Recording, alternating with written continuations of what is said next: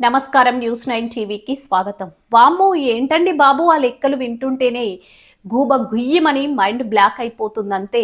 600 కోట్లు ఏమండి, 600 రూపాయలు కాదండోయ్, అక్షరాల 600 కోట్లు.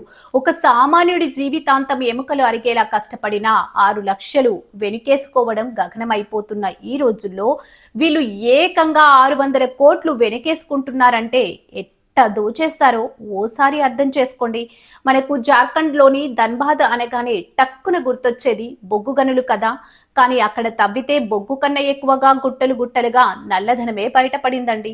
మన ఈడీ ఆఫీసర్లు ఉన్నారే, వాళ్ళు సైలెంట్ గా ఎంట్రీ ఇచ్చి ధన్బాద్ బొగ్గు మాఫియా స్థావరాలపై గట్టిగా ఫోకస్ పెట్టి దాడులు చేస్తే దిమ్మ తిరిగిపోయే నిజాలు బయటపడ్డాయి. బొగ్గు మాఫియా గాళ్ళు అడ్డంగా బుక్ అయిపోయారు. ఏకంగా 600 కోట్లకు పైగా ఆస్తులు అటాచ్ చేశారంటే స్కామ్ సైజ్ ఏంటో మీరే ఆలోచించండి.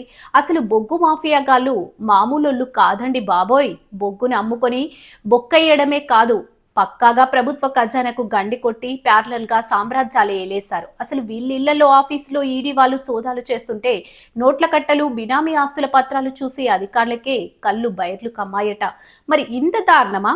జనాల సొమ్ముని, ప్రభుత్వ ఆస్తులను జలగల్లా పీల్చేసి వీళ్ళు మాత్రం ఏసీ గదుల్లో జల్సాలు చేస్తారా?